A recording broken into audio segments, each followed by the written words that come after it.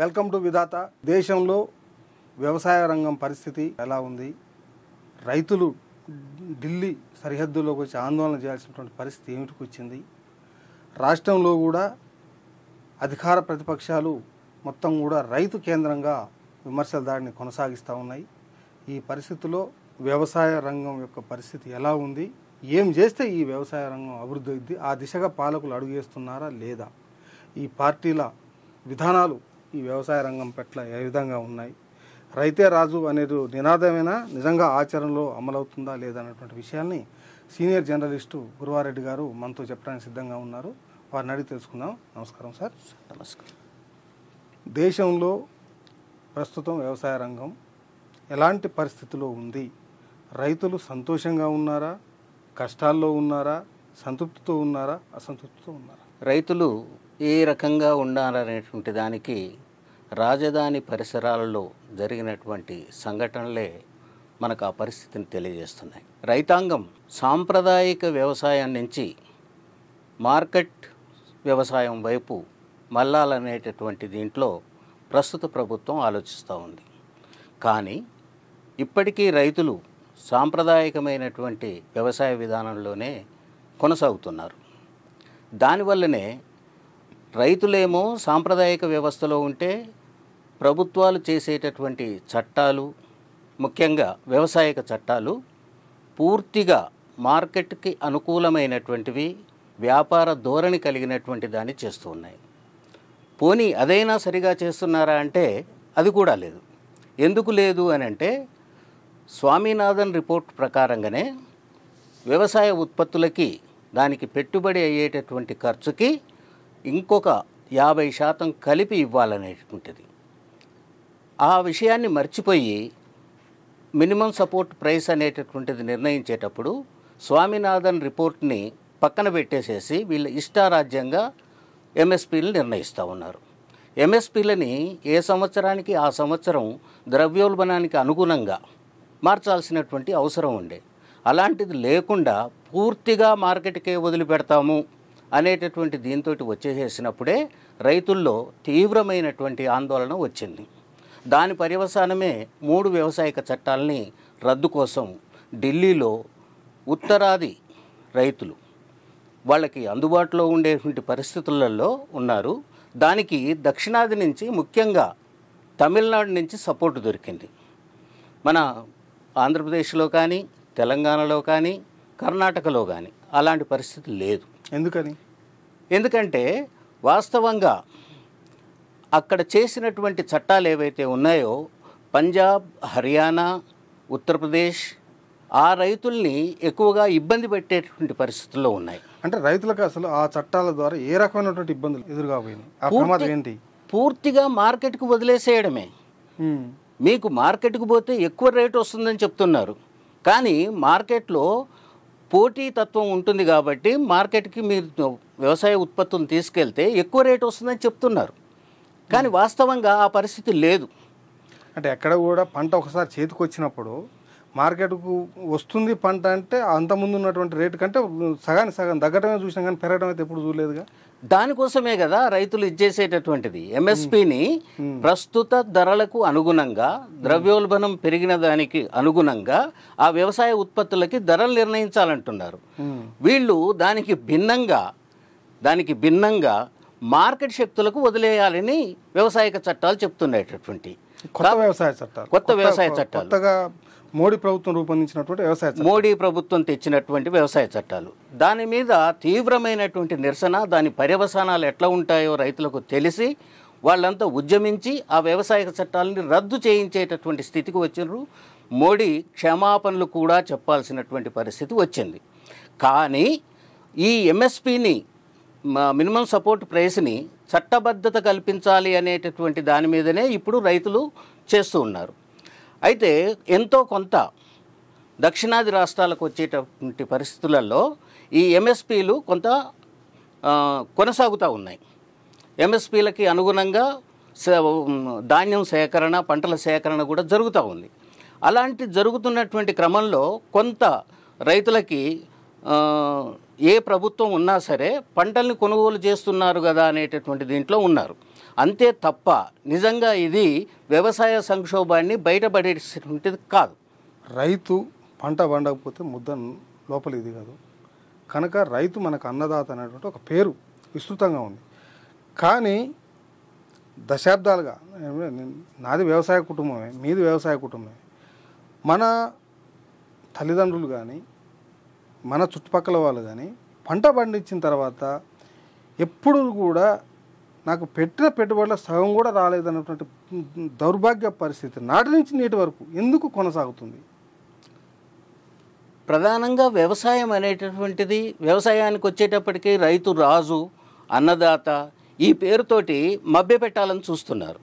వాస్తవంగా రైతు చేస్తున్నటువంటిది తన జీవనోపాధి కోసం చేస్తున్నటువంటి వ్యవసాయంలో యాంత్రీకరణ పేరుతోటి, మార్కెట్ పేరుతోటి చొచ్చుకొని రావడం వల్ల ఇక్కడ ఉండేటటువంటి ఏమాత్రం మిగులు కూడా అది రైతులకు కాకుండా ఈ మార్కెట్ శక్తులకు పోతా ఉంది. పెట్టుబడి పెరిగింది, పెట్టుబడి విపరీతంగా పెరిగింది. దానికి తగ్గట్టుగా ఉత్పత్తులు పెరగలేదు, ఉత్పాదకత కూడా పెరగలేదు. వాస్తవంగా గ్రీన్ రెవల్యూషన్ తోటి వచ్చినటువంటి దాంట్లో గ్రీన్ రెవల్యూషన్ ఫలితంగా జరిగినటువంటిది ఏంటయ్యా అంటే రైతుకు లాభం చేకూర్చే బదులు ఉత్పత్తులు పెరిగాయి తప్ప దాని నుంచి వచ్చేటటువంటి మిగులు రైతుకు అందట్లేదు. అదే ప్రాబ్లం. దాంట్లో ఉండేటటువంటి ఎరువులు, పురుగు మందులు, యాంత్రీకరణ, ట్రాక్టర్లు దున్నకానికి చేయడానికి సంబంధించినటువంటి దాంట్లో మొత్తంగా దాని వైపు వెళ్ళిపోతుంది. ఎరువుల రేట్లు పెంచారు. ఎరువులకు ఇచ్చేటటువంటి సబ్సిడీని కంపెనీలకు ఇచ్చారు తప్పిస్తే రైతులకు అందట్లేదు. అసలు సబ్సిడీలే లేవు కదా. సబ్సిడీలు కంపెనీలకు ఇస్తున్నారు, ఇప్పటికి రైతులకు ఇస్తలేరు. అది విషాదం. దాని ఫలితంగానే ఇలా వచ్చినటువంటి దీంట్లో ఈ రైతులకు అందనటువంటి సబ్సిడీలని ప్రధానంగా ఎరువులు, పురుగు మందుల విషయంలో అసలు వాటి రేట్లు భరించలేనంతగా పెరిగాయి. ఇదివరకు ఉండేటటువంటి దాన్ని కంట్రోల్ ఎత్తేసేసారు. కంట్రోల్ ఎత్తేయడం వల్ల ఏమవుతా ఉంది, మార్కెట్ రేటుకి కొనుక్కోవాల్సి వస్తుంది. మార్కెట్ రేటుకు మామూలుగా ఇదివరకు 500, 600 దొరికేటటువంటిది ఇప్పుడు 2000, 3000 దీనికి ఎరువులు కొనుక్కోవాల్సిన పరిస్థితి వస్తుంది. అంటే రైతు యొక్క సాగు పెట్టుబడి వ్యయం పెరిగింది, దానికి సంబంధించినటువంటి రేట్లు పెరిగినాయి. ఉత్పత్తి లేకపోగా దానికి సంబంధించినటువంటి ధర కూడా ఈ పెట్టుబడి దానికి సమానంగా పెంచాలి. నేను అక్కడే చెప్పేటటువంటిది స్వామినాథన్ చెప్పినటువంటి దీని ప్రకారంగా, స్వామినాథన్ సిఫార్సులు అంటారు. స్వామినాథన్ సిఫార్సులో ప్రధానంగా చెప్పేటటువంటిది పెట్టుబడి అంటే ఉత్పత్తికి సంబంధించినటువంటి ఖర్చులు లెక్క వేసి దానికి 50% కలిపి రైతుకి ఒక క్వింటాల్కి ఈ రేట్ అని నిర్ణయించాలి. అది ఎవరు చేయాలా పని? అది ఎంఎస్పీ చేసేటటువంటి కేంద్ర ప్రభుత్వం చేయాలి. అది కాకుండా దాని నుంచి మార్కెట్ శక్తులకు తీసుకురావడం. ఎస్, దాని ఫలితంగానే రైతులు ఇంకా సంక్షోభంలో కూరుకుపోయారు. దానికి ఏంటంటే రైతులు ఇంకా అది తప్ప ఇంకేం పని చేయలేరు కాబట్టి అనివార్యంగా వ్యవసాయంలో కొనసాగుతూ ఉన్నారు. వ్యవసాయంలో కొనసాగడం వల్ల వ్యవసాయంలో ప్రచ్ఛన్న నిరుద్యోగం అనేటటువంటి దీంతో నడుస్తూ ఉంది. వాళ్ళ ఆదాయాలు తగ్గిపోయాయి. తగ్గిన ఫలితంగా ఇంకా పూర్తి స్థాయిలో మార్కెట్కే వదిలిపెట్టేటటువంటి స్థితి వచ్చేసేసినప్పుడు రైతులందరూ కూడా చిన్న కమతాల ద్వారా, అంటే భారతదేశంలో అన్నీ కూడా చిన్న చిన్న కమతాలే. ఈ చిన్న కమతాల ద్వారా వ్యవసాయం చేయడంతో ఒక మనిషి పూర్తి స్థాయిలో తన శక్తిని ఉపయోగించలేకపోవడంతో ఈ రైతులకు వచ్చే ఆదాయం సరిపోవడం లేదు. దీన్ని కమ్యూనిటీ ఆర్గనైజేషన్ అంటే 100 ఎకరాలు పెట్టి సాగు చేస్తే దాన్ని కమ్యూనిటీ ఆర్గనైజేషన్ అంటారు. విమర్శకులు అది కార్పొరేట్ వ్యవసాయం అంటారు. చేయడం ద్వారా లాభాలు వస్తాయి, ఉత్పత్తి పెరుగుతుంది అంటారు. ఇది నిజంగా అట్లా జరిగితే భారతదేశంలో వ్యవసాయ రంగం అసలు ఎవరి చేతిలోకి పోతుంది? మన దగ్గర ఒక సామెత ఉంది, కొంచెం ఉంటే మన కోసం, మరింత చేసేది ఏదైనా మంది కోసం. అంటే ఎక్కువ ఉత్పాదకత తీయాలి, ఎక్కువ ఉత్పత్తి చేయాలనేటటువంటిది మార్కెట్ కోసమే తప్పిస్తే అది రైతుల కోసం కాదు. దాని ఫలితంగానే ఎరువులు, పురుగు మందులు వీటన్నిటితోటి కలిపి ఎక్కువ ఉత్పత్తిని తీయమని అంటున్నారు. కానీ వాస్తవంగా ఎంత ఉత్పత్తి వచ్చినా సరే అది రైతుకే చెందేటటువంటిదైతే ఇప్పుడు వచ్చేటటువంటి ఉత్పత్తి కూడా సరిపోతుంది. అంటే కాలక్రమంలో సబ్సిడీలు ఎత్తివేయడం ద్వారా లేకపోతే రైతు పంట పండించి ఆర్థికంగా చితికిపోతే అతను వ్యవసాయ ఉత్పత్తి నుంచి దూరం అవుతే ఇట్లా బీడు పడ్డటువంటి పొలాలన్నింటినీ కూడా కార్పొరేట్ శక్తులు మేము ఉత్పత్తి చేస్తామని చెప్పి తీసుకొని కార్పొరేట్ వ్యవసాయం చేసే దిశగా అడుగులు వేయడం కోసం వ్యవసాయ సంక్షోభాన్ని కృత్రిమంగా సృష్టిస్తున్నారా? అంటే ఆ ప్రమాదం ఏమైనా నడుస్తుందా దేశంలో?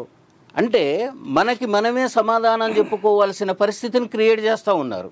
ఎందుకనంటే చిన్న కమతాల వల్ల ఉత్పత్తి పెరగదు, వాడికి ఆదాయం రాదు అనేటటువంటిది చెప్తున్నారు. పెద్ద కమతాల ద్వారా చేస్తే వస్తుందా? పెద్ద కమతాల ద్వారా చేసేస్తే ఎక్కువ ఉత్పత్తి వస్తుండొచ్చు, కానీ అది ఎవరికి వస్తుంది? ఎవరికి వస్తుంది అంటే రైతుని భూమికి దూరం చేసేసి యాంత్రీకరణ ద్వారా ఈ పెట్టుబడుల ద్వారా ఉత్పత్తి ఎక్కువ చేస్తారు, కానీ రైతుకు వచ్చేటటువంటిది ఏం లేదు కదా. రైతు ఆల్రెడీ భూమికి దూరం అయిపోతారు కదా, దూరం అయిపోతాడు. దూరం అయిపోయిన తర్వాత ఆడ ఎంత ఉత్పత్తి వస్తే రైతుకేం సంబంధం? అంటే అదే భూమిలో కూలీ చేయాల్సిన పరిస్థితి, అది కూలీ చేయాల్సి వస్తుంది. ఇంకా తగ్గిపోతున్నట్టు కదా, ఇంకా తగ్గిపోతున్నట్టు కదా. వాస్తవంగా రైతు అనేటటువంటి వాడు ఖచ్చితంగా చేసేటటువంటిది తమకు అనాదిగా సంక్రమించినటువంటి ఒక నాగరికత, వ్యవసాయ నాగరికతను నిలుపుకోవడానికి ప్రయత్నం చేస్తున్నారు. ఒక రకంగా చెప్పాలంటే రైతే రాజు, రైతే అన్నదాత ఇవి కాదు కావాల్సింది. రైతులు నాగరికత నిర్మాతలు, వాళ్ళని కాపాడుకోవాల్సినటువంటి అవసరం ఉంది. ఆ నాగరికతను కాపాడుకుంటేనే రైతులు ఉంటారు, నాగరికత ఉంటుంది, ఆహారం ఉంటుంది. అంటే పాలకులు ఏం చేస్తే ఈ రైతు నాగరికత నిలబడుతుంది? మీరు చెప్తున్నారు రైతు నాగరికత వ్యవసాయంలో వీళ్ళ జోక్యాన్ని తగ్గించుకుంటే మంచిది. ఏది? పాలకులు వాళ్ళ చట్టాలు వాళ్ళు చేసేటటువంటి దీంట్లో ఎంత దూరంగా ఉంటే అంత మంచిది. ఎందుకనంటే వ్యవసాయ సంక్షోభం అనేటటువంటిది గ్రీన్ రెవల్యూషన్ తర్వాతనే మొదలైంది తప్ప గ్రీన్ రెవల్యూషన్ కంటే ముందు సంక్షోభం లేదు వ్యవసాయంలో. వ్యవసాయంలో వాణిజ్య పంటలు మొదలైన తర్వాతనే, వాణిజ్య పంటలు లాభదాయకం అని చెప్పేసేసి ముందుకు తీసుకొచ్చారు. కానీ వాణిజ్య పంటలు మొదలైన తర్వాతనే రైతు ఆత్మహత్యలు కూడా జరిగాయి. రైతు ఆత్మహత్యల పరంపర కొనసాగింది మార్కెట్ జోక్యం లేదా పెట్టుబడి జోక్యం పాలసీల ఫలితం. కాబట్టి ఏంటంటే అసలు ఈ సంక్షోభాన్ని తెచ్చిపెట్టేదే వాళ్ళు, పాలకులు. అసలు సంక్షోభమే లేని చోట సంక్షోభాన్ని క్రియేట్ చేశారు. అంటే ఒక రకంగా అనొచ్చు, ఇంత పెరిగిన జనాభాకి ఆహార ధాన్యాల ఉత్పత్తి సరిపోతుందా అనేటటువంటి ప్రశ్నని తీసుకొస్తున్నారు.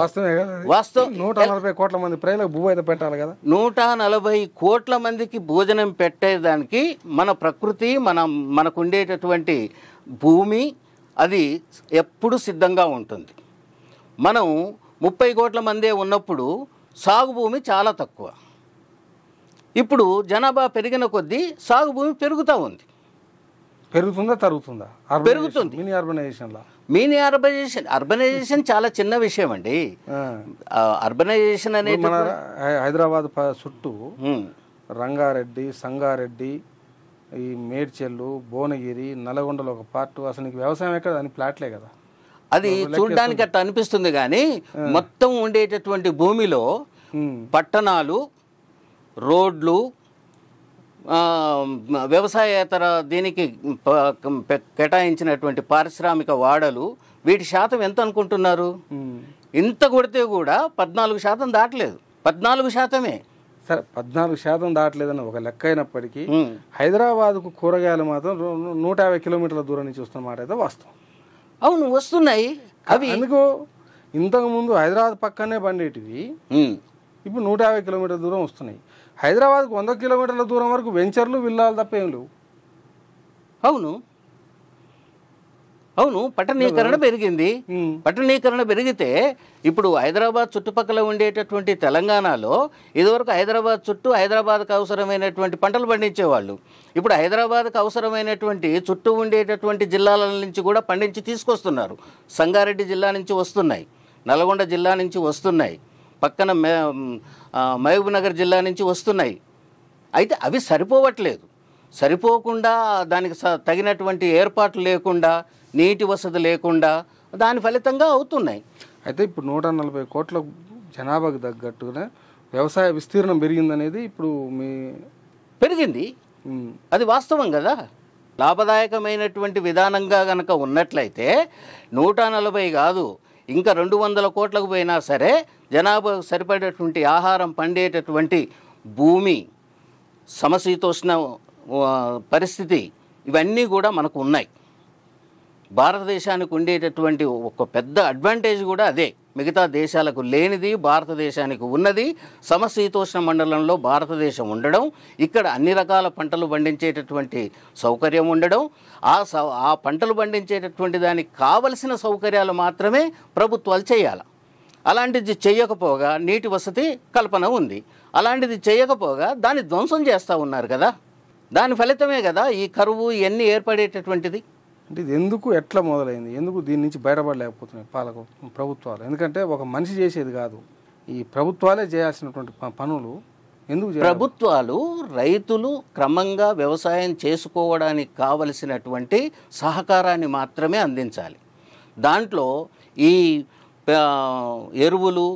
ఎరువుల కంపెనీలు, విత్తన కంపెనీలు, రసాయనిక పురుగు మందులు అసలు వాటిది కదా పెద్ద సమస్య. అందుకోసమే ఈ మధ్యకాలంలో ఆర్గానిక్ ఫార్మింగ్ అని చెప్పేసి మొదలయ్యారు. ఆర్గానిక్ ఫార్మింగ్లో నీకు వచ్చిందంతా కూడా వానికే వస్తుంది. కానీ ఆర్గానిక్ కాకుండా ఇప్పుడు ఉండేటటువంటి పద్ధతిలో పండించేటటువంటి దాంట్లో పత్తే పండిస్తున్నారని అనుకుందాం. పత్తి పండిస్తే దున్నిన ట్రాక్టర్ కానించి ఎరువులు, పురుగు మందులు, ఏరిన కూలీలు అవన్నీ చూసేస్తే దాంట్లో అసలు మొత్తం మేజర్ శాతం రైతుకి నష్టం జరుగుతూ ఉంది. అంటే దానికి పెట్టినటువంటి పెట్టుబడి ఏదైతే ఉందో పెట్టుబడి తప్పనిసరిగా తీయాల్సిందే. తర్వాత మిగిలితే మిగులుతుంది, లేకపోతే పోతుంది. తర్వాత డీజిల్ ఖర్చు, ట్రాక్టర్ కిరాయి అన్నీ ఉంటాయి. 100 రూపాయలు అయింది కదా డీజిల్. అదే కదా, 100 రూపాయలు, 100 రూపాయలు, 106 రూపాయలు, 106 రూపాయలు డీజిల్. ఇంతకుముందు అంటే నా చిన్నప్పుడు ఎంత 2 రూపాయలు 40 పైసలు ఉండే డీజిల్ లీటరు. నేను మా ఊర్లో ట్రాక్టర్ చూసినప్పుడు 2 రూపాయలు 40 పైసలు, నాకు బాగా గుర్తుంది. అది డిటి 14 ఆర్టీ. 2 రూపాయలు 40 పైసలు ఎక్కడ, 100 రూపాయలు 106 రూపాయలు ఎక్కడ?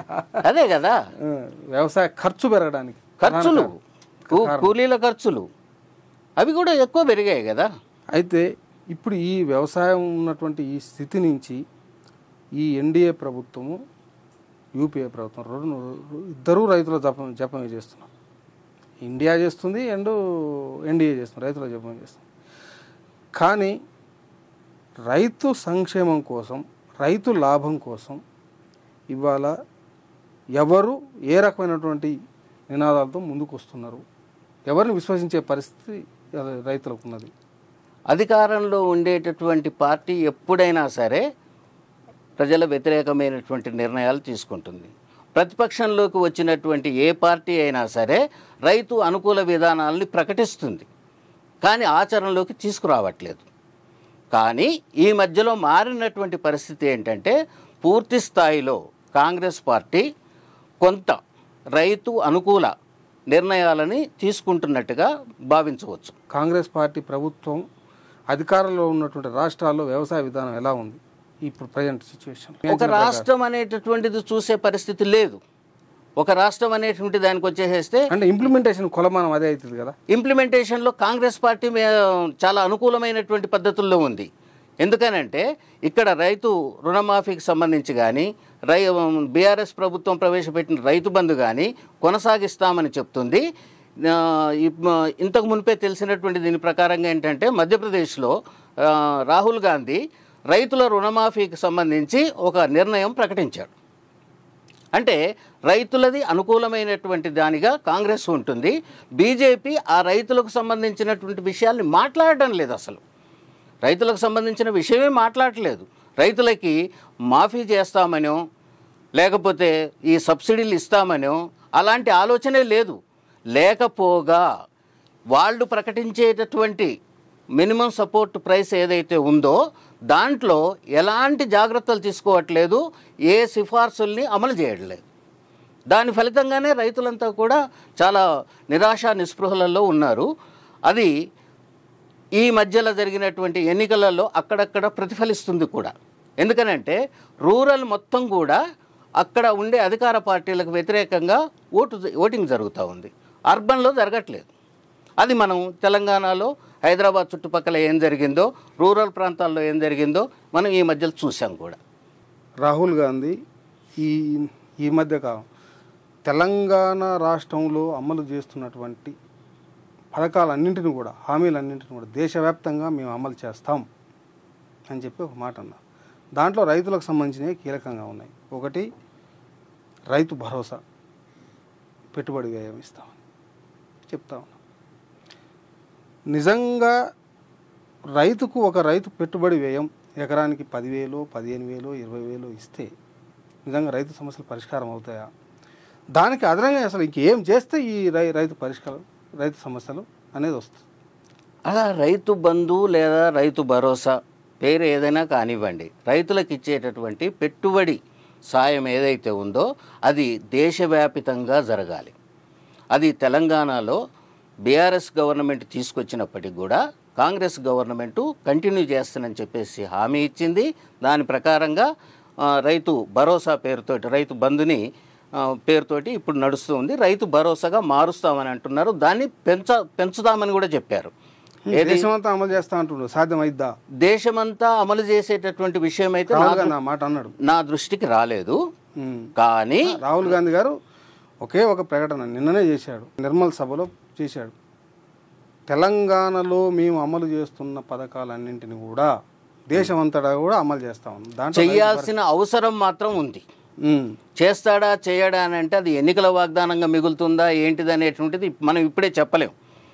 దానిలో భాగంగానే ఈ తెలంగాణలో ఇచ్చినటువంటి హామీ ప్రకారంగా రైతు రుణమాఫీ విషయం కూడా ఇప్పుడు మధ్యప్రదేశ్లో ప్రకటించారు. అంటే అలాంటి వైపు కాంగ్రెస్ పార్టీ వెళ్తుందనేటువంటి సూచనలు మాత్రం వస్తున్నాయి. చేస్తారా చేయరా అనేటటువంటిది రాజకీయ పార్టీల నిర్ణయాలని మనం ఇప్పుడే జడ్జ్ చేయలేము కూడా. అయితే తెలంగాణ ప్రభుత్వం అంటే ఈ దేశవ్యాప్తంగా కూడా ప్రధాన పంటగా అంటే ఇప్పుడు పత్తి పంట తీవ్ర నష్టాలు ఎదురవుతుంది, లేకపోతే ఈ ఒడిదుడుకులు వాణిజ్య పంటలు ఎదురవుతున్నప్పుడు ఫామ్ ఆయిల్ పంటని సాగు చేయాలని ప్రభుత్వం విపరీతంగా ప్రోత్సహిస్తూ ఉంది. వాటర్ లేకపోయినా నిలబడుతుందని. నిజంగా ఫామ్ ఆయిల్ సాగు వల్ల రైతులకు జరగబోయే లాభాలు ఏమిటి, ఎలా ఉండబోతుంది, ప్రభుత్వం ఏం చేస్తే రైతులు మొత్తం ఫామ్ ఆయిల్ సాగు వైపు మొగ్గు చూపే అవకాశం ఉంది, దానివల్ల నిజంగా రైతు భరోసాతో బతకగలడా? ఇప్పుడు ఉండేటటువంటి పరిస్థితులలో మిషన్ ఆయిల్ ఫామ్ కింద 44,000 కోట్ల రూపాయలు దానికి సబ్సిడీ ఇచ్చేసి ఫామ్ ఆయిల్ తోటల్ని పెంపకానికి ప్రభుత్వం నిర్ణయం తీసుకున్నట్టుగా మనకు తెలుసు.